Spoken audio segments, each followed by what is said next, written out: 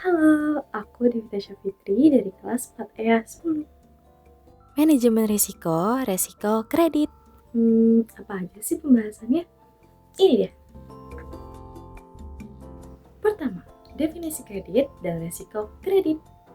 Kredit adalah penyediaan dana atau pinjaman dari bank kepada nasabah yang wajib dikembalikan dalam jangka waktu tertentu beserta cicilannya sesuai perjanjian. Contohnya, ketika nasabah mengambil kredit untuk kendaraan, maka ia wajib membayar angsurannya setiap bulan selama 3 tahun. Sedangkan resiko kredit adalah resiko yang muncul akibat adanya potensi atau kemungkinan debitur tidak mampu membayar cicilannya sehingga akan menimbulkan kerugian bagi pihak bank. Contohnya, ketika nasabah mengambil kredit untuk usaha namun mengalami penurunan pendapatan, maka ada potensi mereka terlambat membayar cicilannya atau bahkan tidak mampu untuk melanjutkan pembayaran tersebut.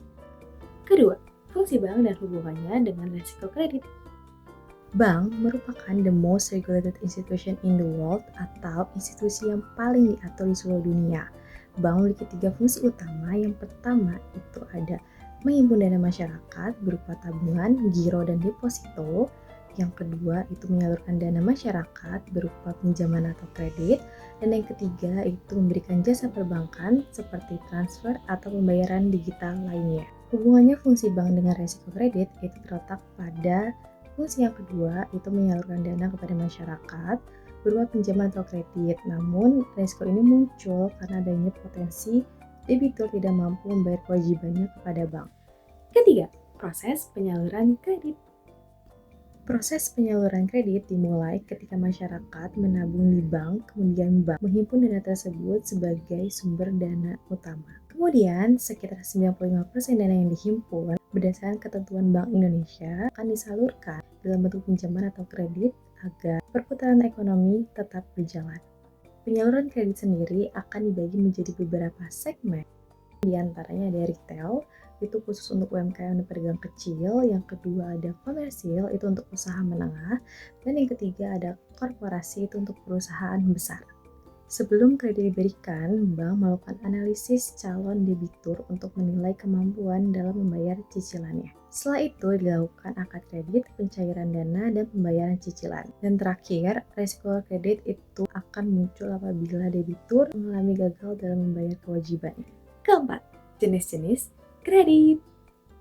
Jenis yang pertama, default risk atau resiko gagal bayar ketika nasabah tidak mampu membayar cicilannya tepat waktu. Contohnya, jika jatuh tempo pada tanggal 27 namun belum membayarnya, maka kolektibilitas atau kualitas kredit nasabah tersebut akan menurun. Jenis yang kedua yaitu concentration risk atau resiko konsentrasi kredit. Adalah risiko yang muncul apabila bank terlalu fokus menyalurkan kreditnya pada satu sektor usaha saja. Contohnya, bank terlalu banyak menyalurkan kredit pada industri sawit. Namun ketika mengalami isu tertentu, maka sektor tersebut mengalami penurunan, sehingga debitur juga mengalami kesulitan dalam membayar kewajibannya. Oleh karena itu, diperlukan untuk diversifikasi dalam line of business, yaitu beberapa sektor, serta dibagi rata menjadi 33% dalam bentuk rupiah. Jenis yang ketiga, counterparty risk atau resiko antar pihak adalah resiko akibat reputasi atau prospek bisnis debitur yang kurang baik. Contohnya ketika bank membiayai usaha yang sudah ditinggalkan pasar atau sunset industri. Seperti bisnis F&B pada Mixu yang beberapa cabangnya juga mengalami penutupan sehingga pendapatannya terus menurun. Jenis yang keempat, country risk atau risiko negara, risiko akibat kondisi ekonomi, politik, dan hukum suatu negara. Contohnya, ketika kondisi politik tidak stabil akan menurunkan investasi dan bank akan lebih berhati-hati dalam menyalurkan kreditnya. Kelima, pengukuran risiko kredit. Risiko kredit dapat diukur menggunakan beberapa metode, seperti probabilitas yang digunakan untuk melihat kemungkinan risiko terjadi kembali berdasarkan data sebelumnya. Selanjutnya, ada varians yang digunakan untuk melihat besar kecilnya fluktuasi kerugian. Lalu, ada value at risk yang digunakan untuk memperkirakan potensi kerugian maksimum dalam periode tertentu. Sedangkan time series digunakan untuk melihat pola perkembangan risiko dari waktu ke waktu. Keenam, pengendalian risiko kredit. Pengendalian risiko kredit dilakukan melalui analisis kelayakan kredit dengan prinsip 5C, yaitu karakter, capacity, capital, collateral, dan condition. Kemudian penetapan batas pinjaman sesuai kemampuan nasabah.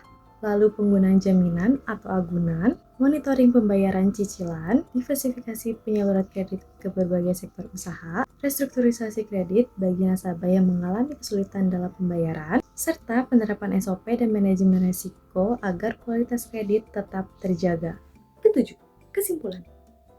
Kesimpulannya, kredit merupakan fungsi penting bank dalam menyalurkan dana pada masyarakat. Namun, ada risiko gagal bayar yang dapat mengakibatkan kerugian bagi bank. Oleh karena itu, diperlukan pengukuran dan pengendalian risiko agar stabilitas keuangan dan kepercayaan masyarakat terhadap bank tetap terjaga. Sekian dan terima kasih.